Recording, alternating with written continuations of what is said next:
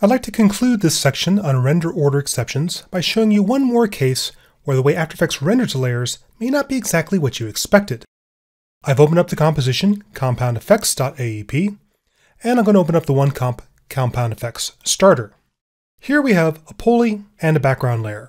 Let's say our boss would like to use this pulley as a textured embossed bug in one corner of the video. I'm going to press apostrophe to bring up the action and title safe grids. Select my pulley, tuck it down here, down in the very edge of action safe to make sure it's not cropped off by the bezel of any old TV.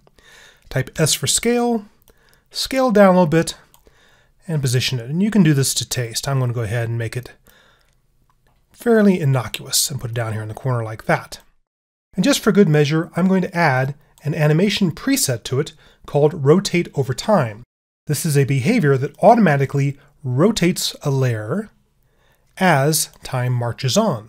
Its initial speed is a bit on the slow side. Let's bump that up to something like, say, maybe 25 degrees a second. I'll RAM preview that. And that's something nice and subtle in the corner. Okay, I need to turn this into an embossed bug. And the effect to do that is called Texturize.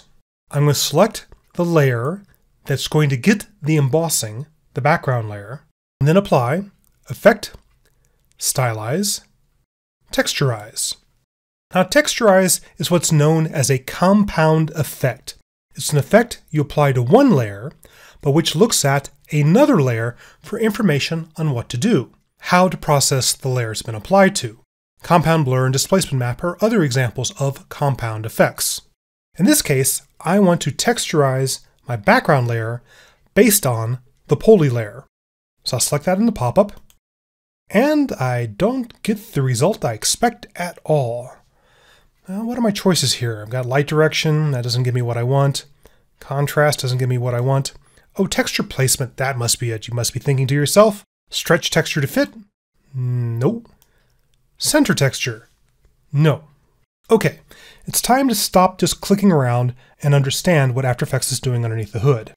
Since compound effects can point to themselves as their control layer, they cannot use the results of a layer after masks, effects, and transforms have already been applied.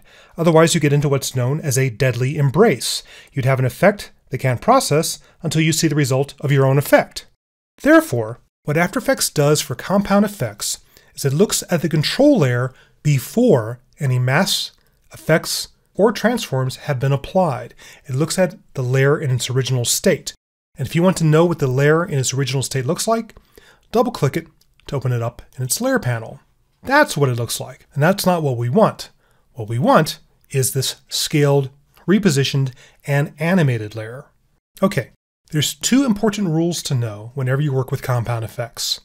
One, the control layer should be the exact same size as the layer you're applying the effect to.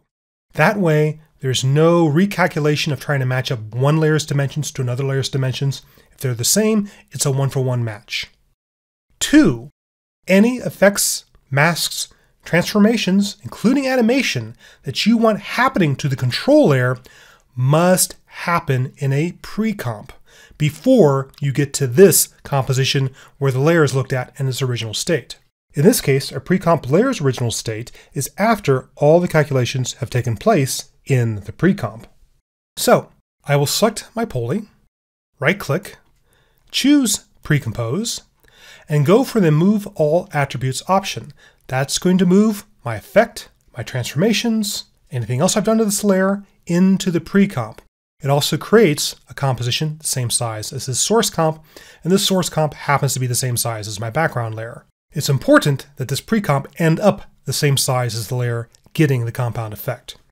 I'm going to call this pulley bug pre-comp.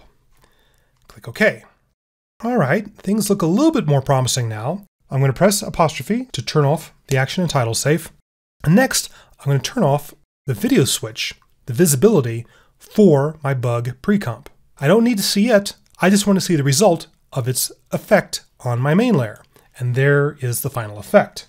I'll press 0 to RAM preview.